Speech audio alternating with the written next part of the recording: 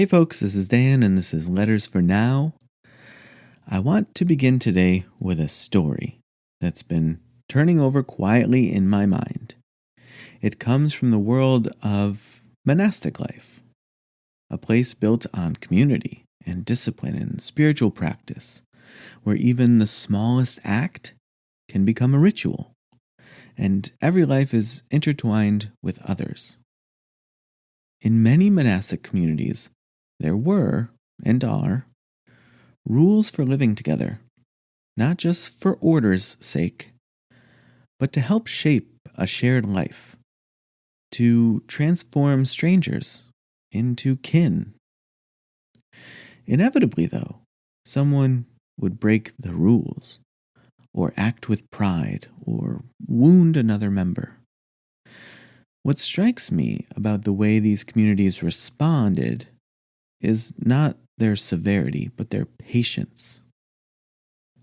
When a member went astray, the first steps weren't about shaming or punishment. They were about gentle correction, an elder's hand on a shoulder, or a quiet conversation, maybe a group prayer. And if that didn't work, maybe a period of silence or a temporary loss of privileges.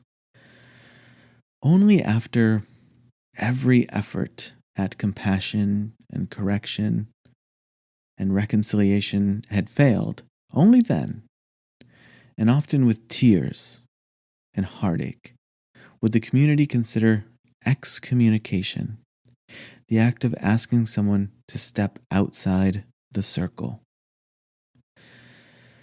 But here's the important thing. Excommunication was never the first option. It was the last. It was so serious and so heavy that it was often delayed and revisited, sometimes for years, in hopes that the lost sheep might return.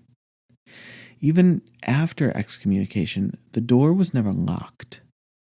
The hope was always for return, for restoration, for belonging once again. I think about that story in a lot of ways these days. Days when excommunication has gone digital, when banishment can be as swift as an unfollow or a block or a quote tweet, when judgment is handed down not by a patient, loving community, but by strangers, often with no investment in reconciliation at all. In some ways, it's never been easier to cast someone out, to decide, often from a great distance, that a person is irredeemable. We do this as individuals, as communities, and as cultures. We sometimes call it accountability, but often it feels more like finality, a closing of the door, an erasing, a declaration that you no longer belong here. Loretta J. a civil rights activist and educator, speaks beautifully and bravely about the difference between calling out, right? In other words, calling someone out, and calling in. Calling out, she says, is what we do when we feel someone has violated our values or done harm. And we name it publicly, sometimes harshly, often to an audience. It can feel great, at least for a moment. It can feel righteous. But calling in is different. Calling in is what we do when we choose to speak with someone and not at them. When we assume the best, or at least the possibility of change.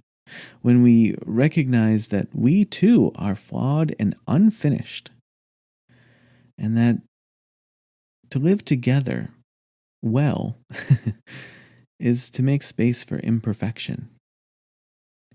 Calling in doesn't mean letting harm go unaddressed. It doesn't mean ignoring the need for boundaries or refusing to speak truth. But it is rooted in love, in the possibility of redemption, in the humility to know that we are all works in progress. When I read about the patience of those monastic communities, I see a kind of ancient wisdom that casting someone out is not just a statement about them, but a test of who we are as a community. That the health of the circle is measured by how gently it holds even those on its edge. That to excommunicate is to feel the pain of loss, not just for the person sent away, but for everyone who's left behind. In our modern lives, it's easy to forget this. The internet makes it simple to judge quickly and move on. Online, there's little cost to banishment. No eye contact, no loss to the self, no circle that grows a little smaller and colder with every act of exclusion. But in the offline world, the world of neighborhoods and families and imperfect workplaces, excommunication is never so clean. The person you cast out is still your neighbor, still the parent at school pickup, still the voice in the meeting. The ties that bind us are not so easily cut. So, what does it mean to hold space for people's flaws? It means remembering that every person is, at some level, struggling with something. History, habit, pain, confusion. It means believing that people can change, even if change comes painfully slow. It means resisting the urge to reduce someone to their worst moment or their ugliest mistake. It means believing that the purpose of community is not perfection, but growth together. When we judge or cast others out too quickly, especially online, we lose something vital. We lose the muscle memory of patience. We lose the skill of forgiveness, of incremental progress, of real, often messy dialogue. We lose the chance to be changed by the very people who frustrate or disappoint us. We become smaller and more brittle and more lonely. Our circles shrink as our hearts close. Of course, there are real harms. There are times when boundaries are necessary, when someone must be asked to step back for the safety and well-being of others. But even then, can we hold the hope of return?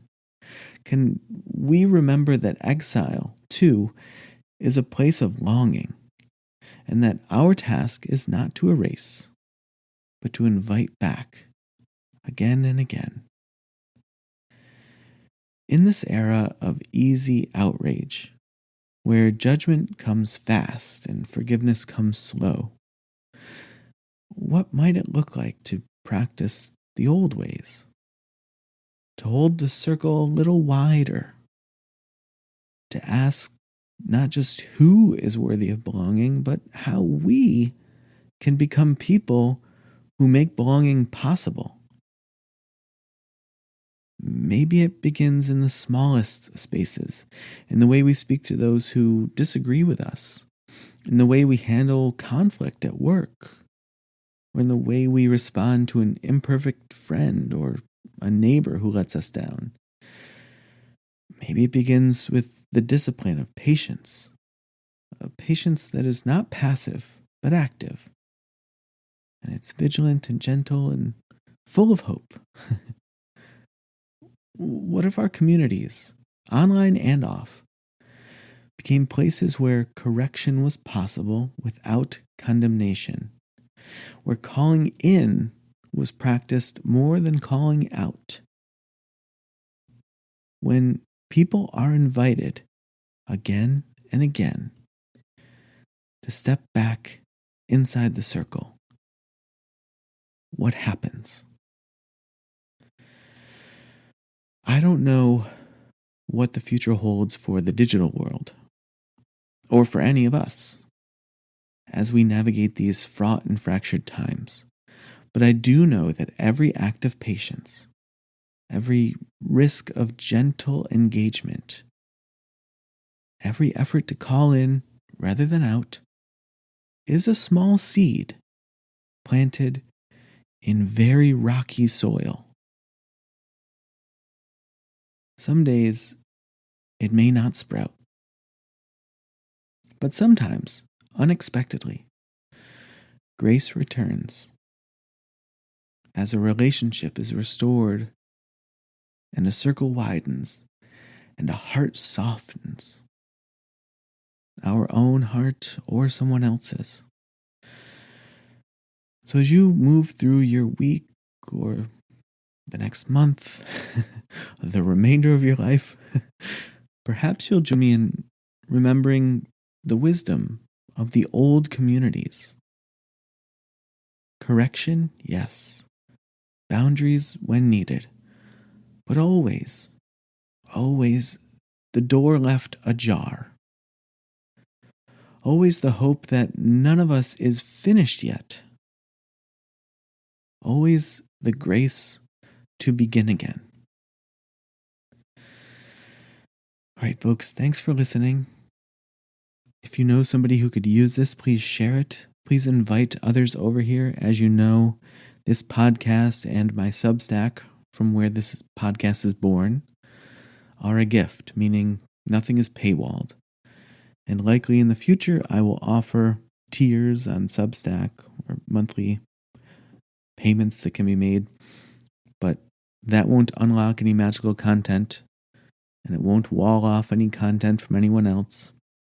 It's the exact same way that I run my Patreon. They are gifts.